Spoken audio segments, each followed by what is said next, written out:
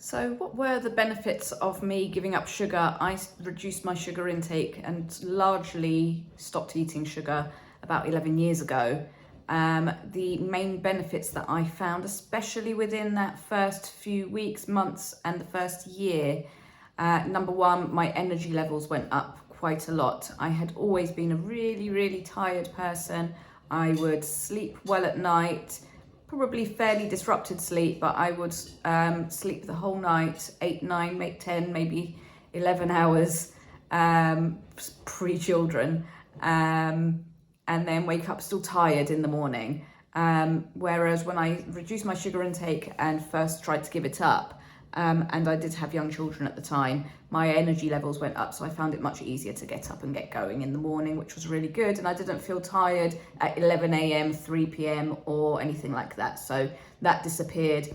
I used to suffer with these very large spots all down my chin, sort of jawline, and they were really big and painful. They disappeared as well quite quickly. I did, of course, lose some weight as well, and I didn't even try because I didn't do anything at that time other than reduce my sugar intake. I didn't reduce my my calories, if you like, or my portions or anything like that. But what did happen when I started to successfully reduce my sugar intake is that I just didn't feel hungry anymore. So I would put my old portion on the plate as I would have had it sort of 3 or 4 weeks before, or maybe 6 or 8 weeks before, and I could get to about 2/3 of it, and I felt like I was forcing the rest. So I would start to bring the portions down because I was just full up. Other things that I felt that were improving very quickly were irritable bowel syndrome. All of the symptoms that I would get from that started to subside quite a lot. I would say quite quickly 75% of those symptoms went, and with time the majority of the rest disappeared as well, unless I ate something that would trigger it. But for the most part, sugar was quite a large trigger for that.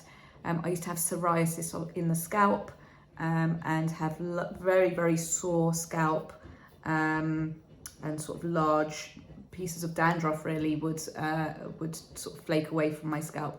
That cleared up as well, and this took a little bit longer for the psoriasis to clear up, and probably about a year or maybe 18 months after I reduced sugar and successfully stuck at that, I realised that I wasn't suffering with hay fever anymore, and I don't often suffer with hay fever even now. Sometimes maybe I might feel a little bit, but not much at all. One of my main triggers was the small white flowers that are on overgrown hedges. Very fragrant, smell beautiful, but if I walked past them, it was as if I had a really bad head cold. My eyes would run and I would be sneezing. But now I walk past them multiple times a day and it doesn't affect me. So these are some really great ways that reducing my sugar intake has really helped me. There have been other ways as well. I had very cracked hands, chapped hands and lips. That's all gone as well. So lots of skin-based issues, things like athlete's foot. I'd suffer with that all the time. I wasn't even an athlete, I didn't even exercise that much many years ago, and I had it all the time, because that really is, it's not really to do with what's going on in your shoes. It's more to do with what's going on in your gut. So as your gut heals, as you reduce the sugar, then these things start to heal. And of course and candida and all of the symptoms that come along with that, various symptoms for men and women, they all started to disappear as well. So all of those ailments that I was forever going into the pharmacy for over-the-counter drugs, medication, creams, pills, they all disappeared. And the only medications that I tend to have now, as a matter of course, is something like a painkiller, just in case that's needed for anything.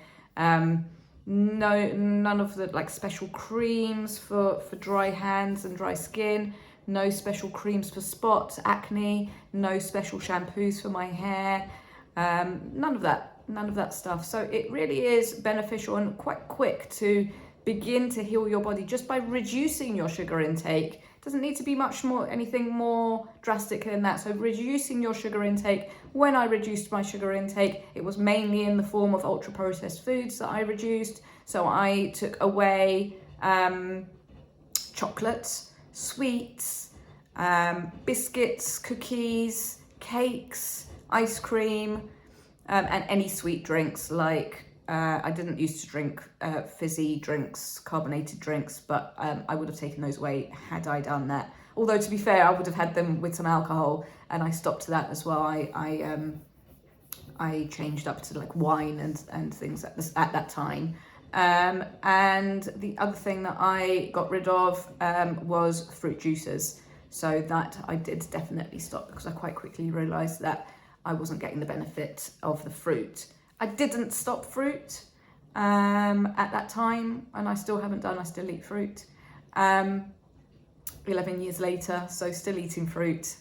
I wouldn't have a juice, and I have here and there had some smoothies. So there are nuances with reducing your sugar intake, but if you're having any ultra processed foods, and have a little think as well, what's your daily intake of something like cereals? Because mine was, I would have a cereal every single day, and cereals are, it's the same as having like sweets, cakes, biscuits for breakfast. The majority of them are filled with sugar, and even if they're not filled with sugar, and by their very nature, if you eat them, they raise your blood glucose level anyway, so it's definitely worth keeping away from those. So have a little think about all of that. So we'll really think about reducing your sugar intake as much as you can. If it comes out of a packet, if it's pre-made in some sort of a factory, I was going to say lab then, which a lot are, but created in a lab, made in a factory for you. If you could leave it in your cupboard for 4 weeks, 8 weeks, 12 weeks, and then open it, it would be absolutely fine. Maybe rethink it.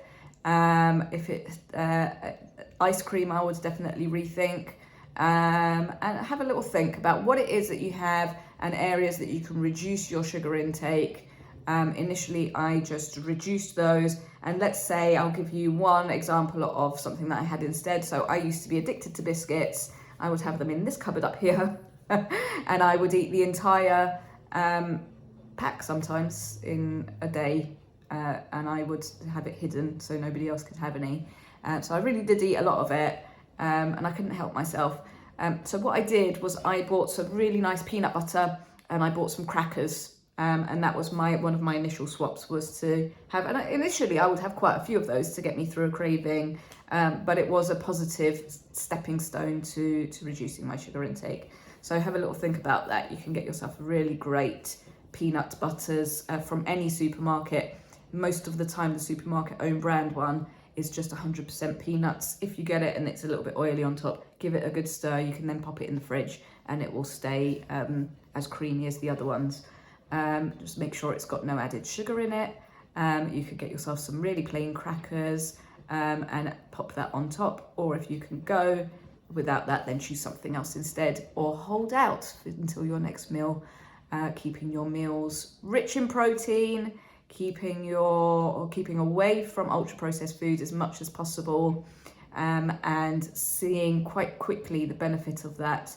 I know the first few days are going to be difficult, but then after that you will start to feel much better.